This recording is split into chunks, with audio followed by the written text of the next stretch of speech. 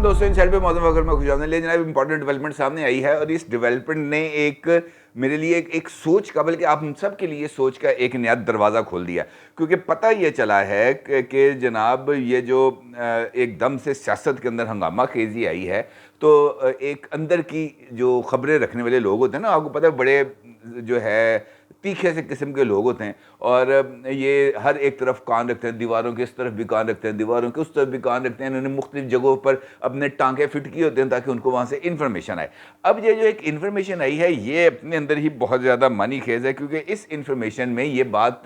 का इंकशाफ किया गया है कि जनाब इतनी तेज़ी के साथ जो जिस तरह बंदे को जुलाब नहीं आ जाते, इसी तरीके से ये जो इलेक्शंस आए हैं इसके पीछे कहानी क्या है और क्या वजह है कि ये जो हमारे आला अदालती जो एहलकार है या आला अदालती शख्सियात हैं, ये एक से बढ़कर एक जो है वो शाह से ज़्यादा शाह का वफादार बन के सामने आ रहा है। इसके पीछे कहानी क्या है? तो वो शख्सियत जो बहुत ज़्यादा करीब समझी जाती है बहुत सारे लोगों की, उसकी जो गुफ्तगू है उसने ये तासुर दिया है कि जनाब ये एक बात को जितना सिंपल आप समझ रहे हैं ये कहानी इतनी सिंपल नहीं है। क्योंकि अगर सिंपल उन्होंने मिसाल दी कि जनाब अगर सितंबर से पहले इलेक्शंस हो जाते हैं और इमरान खान वाकई ही इक़्तिदार में आ जाते हैं और इमरान खान को अगर 2/3 अक्सरियत भी मिल जाती है तो उसके नतीजे में क्या होगा, और अगर वो जो स्पेकुलेशंस हैं मुबैना तौर पर जो बातें सामने आ रही हैं कि जनाब इमरान खान साहब का इरादा है कि वो मौजूदा chief justice mister justice Umar Ata Bandial साहब को 3 साल की एक्सटेंशन दे देंगे और 3 साल की उनकी मुद्दत मुलाजमत में तोसी होने के नतीजे में इमरान खान साहब की जस्टिस काजी फ़ायज़ ईसा साहब से जान छूट जाएगी तो वो अपना जो इक़्तिदार है आगे चलाएंगे। लेकिन ये कहानी उस शख्सियत के मुताबिक जो दीवारों के साथ कान लगा के सुनगुन लेते रहते हैं ना, उनके मुताबिक कि ये कहानी सिर्फ ये नहीं है कि मिस्टर जस्टिस उमर अता बंदयाल साहब जो हैं वो अगले 3 साल के लिए चीफ जस्टिस बन जाएंगे, बल्कि ये कहानी उससे ज़्यादा पेचीदा है और ये 2033 तक जाएगी। ये कहानी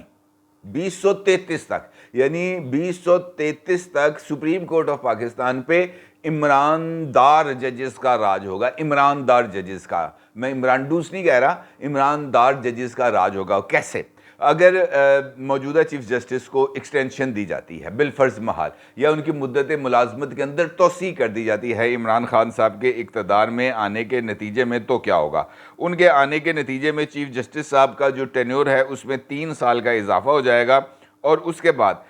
जो बंदयाल साहब हैं ये 2 फरवरी 2025 तक चीफ जस्टिस रहेंगे। ठीक है जी, 2 फरवरी 2025 तक, और फिर 2 फरवरी 2025 से लेकर 2 फरवरी 2028 तक इजाजुल एहसन साहब बन जाएंगे चीफ जस्टिस और इसके दरमियान जस्टिस मंसूर अली शाह साहब का पत्ता साफ हो जाएगा। वो जो है वो इसमें से कहानी में से बाहर निकल जाएंगे। और उसके बाद जनाब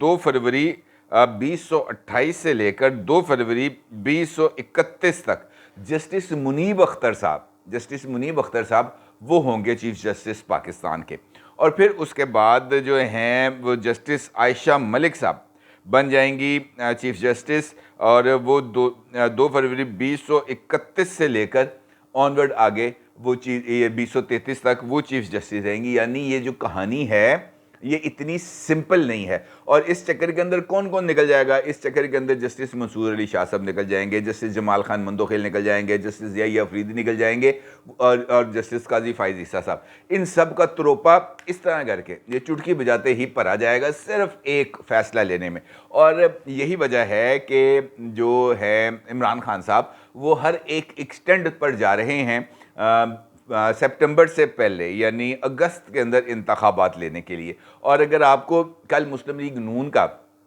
इजलास जहन में हो आपके और वहाँ पर जो नवाज शरीफ साहब से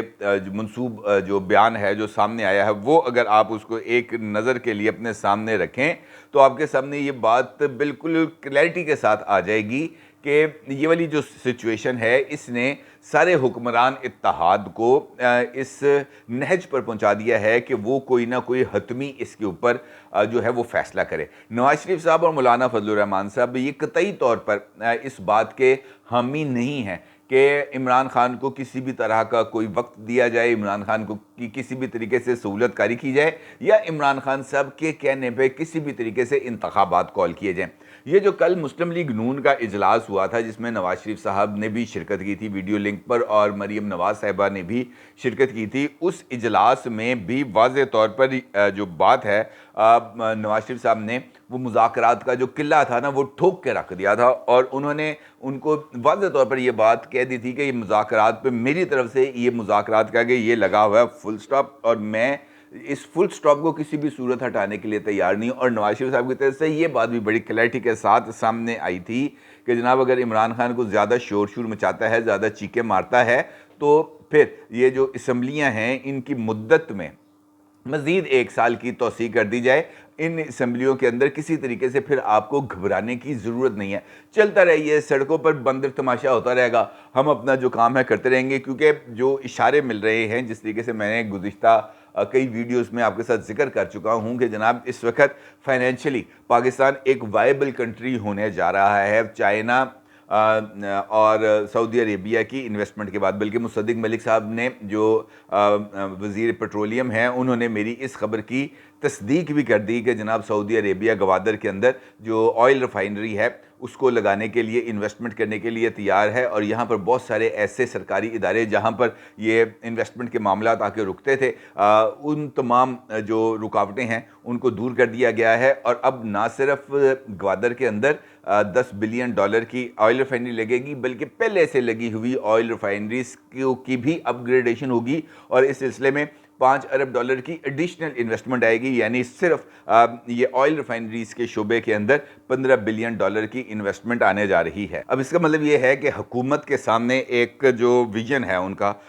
वो बड़ा क्लैरिटी पे है और वो किसी भी सूरत ब्लैकमेल होने के लिए और इमरान खान साहब से ब्लैकमेल होने के लिए तैयार नहीं है। लेकिन ये सिचुएशन अब कुछ ज़्यादा दिलचस्प होती जा रही है। वजह इसकी ये है कि नवाज शरीफ साहब और मौलाना फजल रहमान साहब ये है सेम पेज पे और कल को होने वाला इजलास जिसमें नवाज शरीफ साहब के बारे में तो नून लीग वाले ये कहते हैं जनाब नून लीग की इस अहम बैठक में नवाज शरीफ ने दिल जीत लिए हैं, नवाज शरीफ ने दिल की आवाज़ कही है, नवाज शरीफ ने अपनी फाइनल वर्डिक्ट दे दी है। उन्होंने कहा है कि किसी तरीके से भी कोई कॉम्प्रोमाइज़ नहीं किया जाएगा, बजट इसहाक डार ही पेश करेंगे और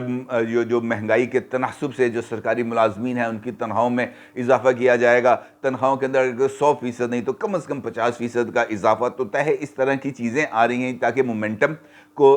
बढ़ाया जाए। अब ये जो सिचुएशन आ रही है उसमें दो चीज़ें हैं बड़ी क्लैरिटी के साथ। एक कि नवाज शरीफ साहब और मौलाना फजल रहमान साहब सेम लाइन को टो कर रहे हैं लेकिन जो पीपल्स पार्टी है वो इस लाइन को टो नहीं कर रही। मुज़ाकरात के हवाले से नून लीग और फजल रहमान साहब का मौक़िफ़ ऑलमोस्ट यानी नवाज शरीफ और जो मौलाना फजल रहमान साहब हैं इनका मौक़िफ़ एक है, शहबाज शरीफ साहब और आसिफ ज़रदारी साहब का मौक़िफ़ एक है। इसका मतलब ये है कि यहाँ पर भी कोई नई चीज़ डेवलप हो रही है क्योंकि ये जो मुज़ाकरात के हवाले से चीज़ें चल रही थी इसमें ये बात सामने आ गई है कि हुक्मरान इत्तेहाद के अंदर चाहे वो पीपल्स पार्टी है, चाहे वो नून लीग है, चाहे वो और भी जमातें हैं और इवन पाकिस्तान तहरीक इंसाफ, उनको भी इस बात का यकीन हो चुका है कि 14 मई को इंतखाबात सिर्फ और सिर्फ दीवाने का ख्वाब हो सकते हैं, इसके अंदर हकीकत नहीं है। ऑल्दो कि आज इमरान खान साहब ने लाहौर में रैली निकालनी है और यौम मई के हवाले से और उनका ये कहना है कि जनाब इस रैली के जो शुरा हैं वो पैदल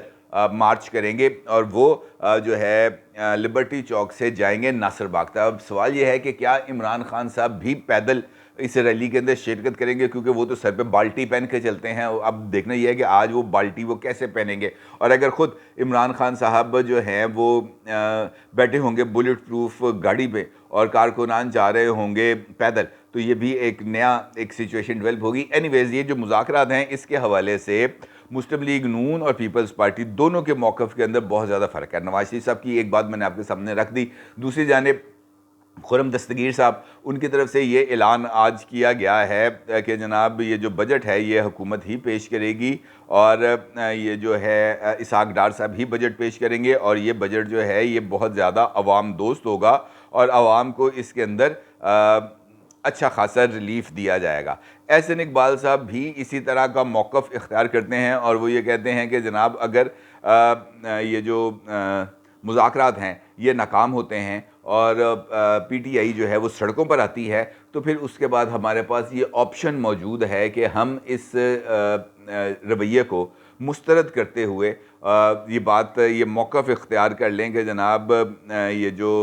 इलेक्शंस हैं ये मज़ीद मुलतवी हो जाएंगे, क्योंकि इमरान खान साहब के सड़कों पर आने पर एक अमन व अमान की सिचुएशन डेवलप हो जाएगी और इंतखाबात की मंजिल दूर हो जाएगी। इसमें नुकसान हमारा नहीं है, इसमें नुकसान पाकिस्तान तहरीक-ए-इंसाफ का। ये एहसन इकबाल साहब का कहना है। इसका मतलब ये है कि हुक्मरान इत्तेहाद में मुस्लिम लीग नून और JUI दोनों ने एक जैसी मिलती जुलती एक अप्रोच डेवलप कर ली है, जबकि पाकिस्तान पीपल्स पार्टी का इस सिचुएशन में जो उनका जो सोचने का अंदाज़ है वो ज़रा थोड़ा सा मुख्तलिफ है। कमर कायरा साहब ने डॉन के साथ गुफ्तगू करते हुए इस बात का जिक्र किया है कि ये जो है क्या नाम लेते हैं मुज़ाकरात, इसमें ये जो इस वक्त तजवीज़ है कि जनाब बजट जो है वो मौजूदा हुकूमत पेश ना करे, उन्होंने इस शर्त को तजवीज़ का नाम दे दिया है पाकिस्तान तहरीक इंसाफ की। ये शर्त नहीं है, ये तजवीज़ है। उन्होंने कहा जनाब इस तजवीज़ को तो जो है वो काबिल अमल नहीं है, क्योंकि मौजूदा हालात में बजट पेश करना ज़्यादा ज़रूरी है, क्योंकि एक इंटर्म गवर्नमेंट के ऊपर हम बजट और IMF दोनों के साथ जो दोनों चीज़ें हैं उसको नहीं ओपन एंडेड छोड़ सकते। लिहाजा बेहतर ये है कि ये जो हुकूमत है यही ये काम करे, बजट भी पेश करे, IMF के साथ बातचीत भी करे, ताकि पाकिस्तान एक ज़्यादा अच्छे अंदाज में आगे बढ़ सके। लेकिन जो दूसरी तरफ चीज़ सामने आती है, मौलाना फजलुर रहमान साहब वो इसमें से बिल्कुल ही कल्टी मार जाते हैं। वो तो ANP को जाके ये पैगाम देते हैं कि जनाब अगर आपने जो APC बुलाई हुई है, हम उस APC में उसी सूरत शिरकत करेंगे जब पाकिस्तान तहरीक इंसाफ इसके अंदर शिरकत नहीं करेगी। यानी उन्होंने एक अपनी लाइन ड्रॉ की हुई है। इसका मतलब ये है कि ये जो इस वक्त पॉलिटिकल रस्साकशी है ये किसी मंतकी अंजाम तक पहुंचने नहीं वाली। और ये कहानी मेरे इतनी लंबी पॉलिटिकल सुनाने का मकसद उसी वाली गुफ्तगू की तरफ था जिसका मैंने आपके साथ गुफ्तगू का आगाज़ किया था, यानी supreme court of Pakistan.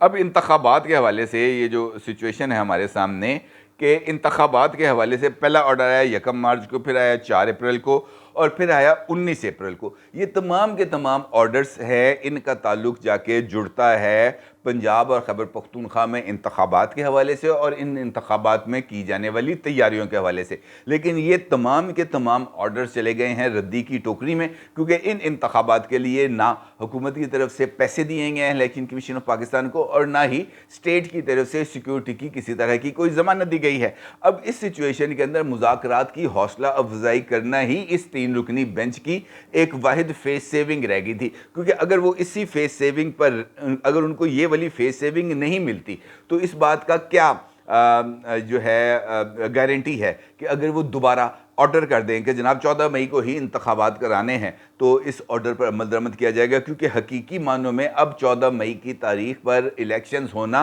Out of question हो चुका है, खारिज अज़ इम्कान है। 14 मई को अब इंतखाबात कराना सिर्फ़ और सिर्फ दीवाने का एक ख्वाब ही हो सकता है। और यही वजह है कि सुप्रीम कोर्ट ऑफ पाकिस्तान बज़रिया पाकिस्तान तहरीक इंसाफ चाहती है कि उसको फेस सेविंग मिले। अब ये कमज़ोरी जो हुक्मरान इत्तेहाद है, ख़ास तौर पर नवाज शरीफ और मौलाना फजलुर रहमान साहब, इन दोनों को इस बात का एहसास है कि जनाब ये फेस सेविंग ये एक ऐसा मौका है जहाँ पर हम जो है वो सुप्रीम कोर्ट ऑफ पाकिस्तान को दबाव में ला सकते हैं और अपनी टर्म्स एंड कंडीशंस को डिक्टेट करा सकते हैं। क्योंकि अगर हमने उनको मनचाही फेस सेविंग दे दी तो उसके बाद फिर कल को हम ऐसे ही मज़ीद तरीके से जो है वो कॉम्प्रोमाइज़ होते रहेंगे। लेकिन अगर हम इस मरतबा अपना कोई ना कोई मुतालबा मनवाने में कामयाब रह जाते हैं, कमर में हड्डी का मुजाहरा करते हैं, पैरों पर वज़न डालते हैं, तो फिर उसके नतीजे में मज़ीद गैर आइनी इक़दामात का ना सिर्फ रास्ता रुक सकता है बल्कि आर्टिकल 63A की तशरीह से जो एक मावराए आइन इक़दामात का सिलसिला शुरू हुआ उसके रास्ते में भी कहीं ना कहीं रुकावट डाली जा सकती है। लिहाजा ये मेक एंड ब्रेक वाली सिचुएशन है और यहाँ से पीछा हटना किसी भी सूरत मुमकिन नहीं है। और यही वजह है कि इस मौके पर नवाज शरीफ ने एक ऐसी हार्ड लाइन ले ली है जिससे पीछे हटना अब ख़ुद मुस्लिम लीग नून के लिए बहुत ज़्यादा मुश्किल है। और देखना यह है कि मरीम नवाज़ जो आ चुकी हैं अब पाकिस्तान और आने के बाद अभी तक मुसलसल खामोश हैं, वो इस नई लाइन यानी हार्ड लाइन के ऊपर किस तरह का प्ले करती हैं। क्योंकि इस वक्त ऑल आइज़ ऑन मरीम नवाज़ कि वो इस सिचुएशन को ओवरटर्न करने के लिए किस तरीके से मैदान में निकलती हैं, ख़ास तौर पर जो ट्रेलर आज पाकिस्तान तहरीक-ए-इंसाफ लेबर डे के मौके पर देना चाहती है, और ये डेमो अगर उनकी तरफ से कामयाब हो गया तो फिर उनका जो मोराल है वो यकीनी तौर पर ऊपर जाएगा, और उसका किसी न किसी लेवल पर कोई ना कोई दबाव जो है वो हुकूमत और सिस्टम पर भी आएगा। लिहाजा ये जो एक, जैसे हम कहते हैं ना, असाब की लड़ाई, वो अब शुरू हो चुकी है, और देखना यह है कि ये किस मुकाम पर पहुँचेगी और इख्तिताम पज़ीर होगी। अपनी राय का ज़रूर इज़हार कीजिएगा। आपका बहुत शुक्रिया। अल्लाह हाफ़िज़।